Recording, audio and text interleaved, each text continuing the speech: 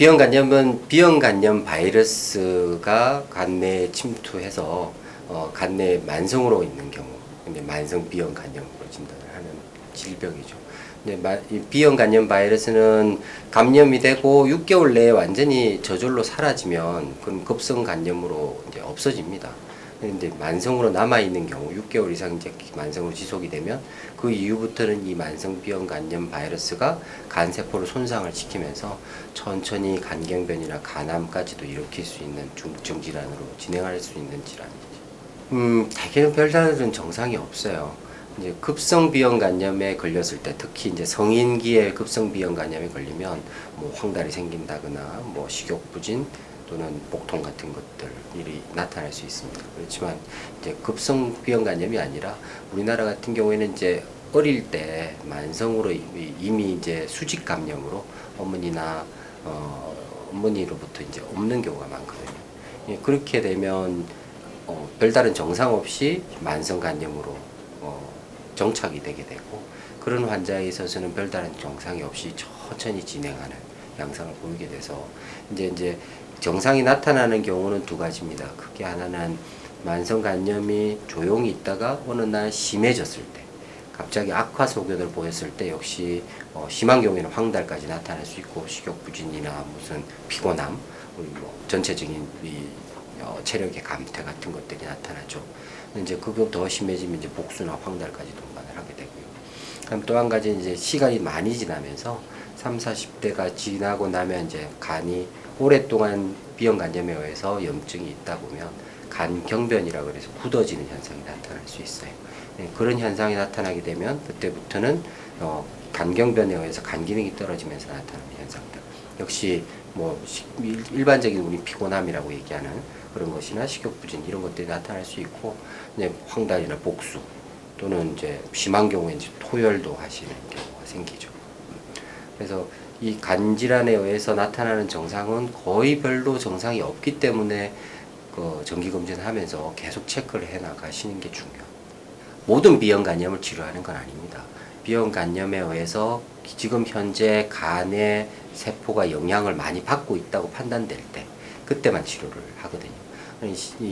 그런 현상을 확인하는 방법은 결국 혈액 검사나 뭐 여러 가지 바이러스에 대한 검사, 그리고 초음파와 같은 이런 이 간의 모양을 보는 검사들이 종합적으로 판단이 돼야 되고요. 비형 간염 바이러스에 감염되고 염증이 심하게 일어나면서 간세포가 파괴된다고 보이는 경우에는 항바이러스제를 사용합니다. 이제 그렇지 않은 경우에는 정기 검진만을 권유해 드리고요. 현재 우리나라에서 쓸 수 있는 항바이러스제는 먹는 약이 몇 가지 있고요. 그리고 주사약이 있습니다. 두 가지 중에 어떤 것을 선택하실 건지, 그리고 먹는 약 중에서도 굉장히 다양한 양상을 보이기 때문에 그 중에 어떤 약을 선택할지는 이제 전문의의 판단에 의해서 조절이 돼야 되죠. 말씀드린 것처럼 비형 간염 자체가 특별한 정상이 없기 때문에 정기 검진이 유일한 관리입니다.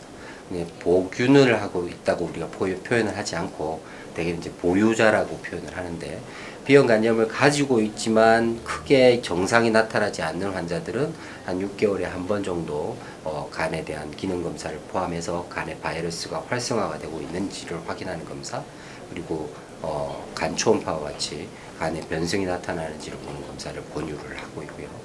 약제를 쓰고 있는 분들은 적어도 한 3개월에서 6개월 정도의 간격으로 약제의 효과, 뭐 부작용 또는 바이러스에 대한 어떤 변화가 있는지를 확인하는 검사, 역시 마찬가지로 초음파와 같이 간 모양의 변화가 약을 쓰고 있는 와중에도 나타날 수 있기 때문에 그걸 정기적으로 같이 확인을 해야 돼서, 약제를 쓰고 있는 환자분들은 조금 더 짧게 한 3에서 6개월 간격으로 검진을 하시도록 권유하고 있습니다. 약물을 사용했을 때에서 크게 부작용은 없습니다. 대부분의 환자에서 아주 편안하게 쓸 수 있고요. 주사제를 사용하는 경우에는 몸살이나 뭐 머리가 빠진다거나 전체적인 몸에 발진이 돋는다거나 하는 부작용이 좀 있을 수 있습니다. 그렇지만 대개 주사제는 아주 일부의 환자한테만 적용을 하고 있기 때문에 그게 문제가 되지는 않고요.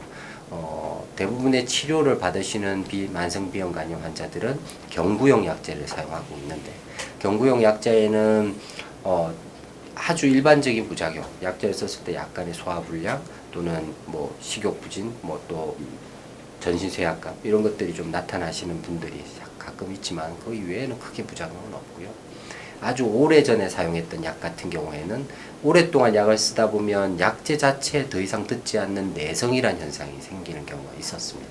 근데 이제 그건 예전 약제에 국한된 얘기고, 요 근래에 사용되고 있는 약제들은 그런 부작용 거의 없고요. 대신에 근래에 사용되는 약제 중에는 이제 콩팥의 기능의 장애나 아니면 뼈의 형성의 장애 같은 것들이 조금 나타날 수 있는 위험이 있다고 알려져 있어서 굉장히 좀 조심해서 그거의 변화를 보면서 약제를 사용하고 있습니다. 잘 오시라는 거예요. 약제를 사용, 이게 이제 계속 말씀드린 겁니다. 비형간염 환자들은 별다른 정상이 없고, 거기다가 약을 먹는 것도 사실 하루 한 알 정도를 드시는 거라 불편함이 별로 없죠. 그러니까 두 가지입니다. 약제를 쓰시지 않는 분들은 정상이 없으니까 병원을 가야 된다는 필요성을 잘 못 느끼시고요. 약제를 먹는 사람들도 약제 먹고 좀 지나면 약의 효과에 의해서 바이러스가 굉장히 안정이 되고 간 기능이 좋아지거든요. 그런 상황이 되고 나면 병원을 가도 맨날 좋다고만 말씀을 하시니까 더 이상 꼭 가야 되냐라는 걸 굉장히 쉽게 간과하시기 쉽습니다. 이제 그런 부분이 있기 때문에 저는 처음에 환자분들이 오시면 꼭 평생 약을 드시면서 또는 약을 안 드시더라도 적어도 6개월 정도의 간격으로는 평생 경과를 보셔야 된다는 걸 꼭 설명을 드리고 있고, 그거를 잘 따라 주시는 게 굉장히 중요합니다.